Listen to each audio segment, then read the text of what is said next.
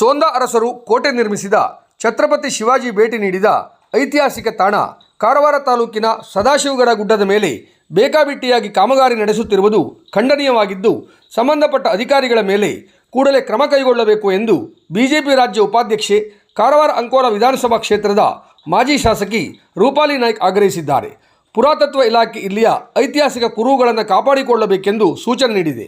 ಹಾಗಿರುವಾಗ 70ಕ್ಕೂ ಹೆಚ್ಚು ಮರಗಳನ್ನು ಕಡಿದು ಬೇಕಾಬಿಟ್ಟಿಯಾಗಿ ಕಾಮಗಾರಿ ನಡೆಸಿ ಪ್ರಾಚೀನ ಸ್ಮಾರಕ ಮಾಡಬೇಕಾದ ಸ್ಥಳವನ್ನು ಹಾಳು ಮಾಡುವ ಪ್ರಯತ್ನ ನಡೆದಿದೆ. ಜಂಗಲ್ ಲಾಡ್ಜ್ನವರು 60 ಲಕ್ಷ ರೂಪಾಯಿಗಳ ಕಾಮಗಾರಿ ನಡೆಸಲು ಮುಂದಾಗಿದ್ದು, ಈಗಾಗಲೇ ಅರೆಬರೆ ಕಾಮಗಾರಿ ಮಾಡಲಾಗಿದೆ. ಇಷ್ಟಕ್ಕೂ ಇದು ಯಾರ ಕುಮ್ಮಕ್ಕಿನಿಂದ ನಡೆಯುತ್ತಿದೆ ಎನ್ನುವುದು ಪ್ರಶ್ನೆಯಾಗಿದೆ. ಜನಪ್ರತಿನಿಧಿಗಳು ಹಾಗೂ ಉನ್ನತ ಅಧಿಕಾರಿಗಳ ಅರಿವಿಗೆ ಬಾರದೆ ಈ ಕಾಮಗಾರಿ ನಡೆಯುತ್ತಿದೆಯೇ, ಈ ಕಾಮಗಾರಿಯ ಹಿಂದೆ ಯಾರಿದ್ದಾರೆ ಎನ್ನುವುದು ಪ್ರಶ್ನೆಯಾಗಿದೆ. ಈಗಾಗಲೇ ಚತುಷ್ಪಥ ಹೆದ್ದಾರಿಗಾಗಿ ಗುಡ್ಡದ ಅರ್ಧ ಭಾಗವನ್ನು ಕತ್ತರಿಸಲಾಗಿದೆ.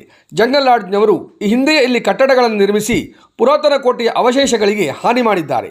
ಅದು ಸಾಲದು ಎಂಬಂತೆ ಈಗ ಮತ್ತೆ ಕೋಟೆ ಇರುವ ತಾಣವನ್ನು ವಿರೂಪಗೊಳಿಸುತ್ತಿದ್ದಾರೆ. ಐತಿಹಾಸಿಕ ತಾಣಗಳು, ಸ್ಮಾರಕಗಳು ಅಮೂಲ್ಯ ಆಸ್ತಿಯಾಗಿದ್ದು ಅದನ್ನು ಕಾಪಾಡಿಕೊಂಡು ಮುಂದಿನ ಪೀಳಿಗೆಗೆ ವರ್ಗಾವಣೆ ಮಾಡಬೇಕು. ಕೋಟೆಯನ್ನು ರಕ್ಷಣೆ ಮಾಡಬೇಕಾದವರೇ ಈ ರೀತಿ ಅಕ್ರಮವಾಗಿ ಕಾಮಗಾರಿ ನಡೆಸಲು ಹೊರಟಿರುವುದು ಖಂಡನೀಯ. ಇದಕ್ಕೆ ಕಾರಣರಾದ ಅಧಿಕಾರಿಗಳ ಮೇಲೆ ಕಠಿಣ ಕ್ರಮ ಜರುಗಿಸಬೇಕು ಎಂದು ರೂಪಾಲಿ ನಾಯ್ಕ್ ಜಿಲ್ಲಾಡಳಿತ ಹಾಗೂ ಸರ್ಕಾರವನ್ನು ಆಗ್ರಹಿಸಿದ್ದಾರೆ.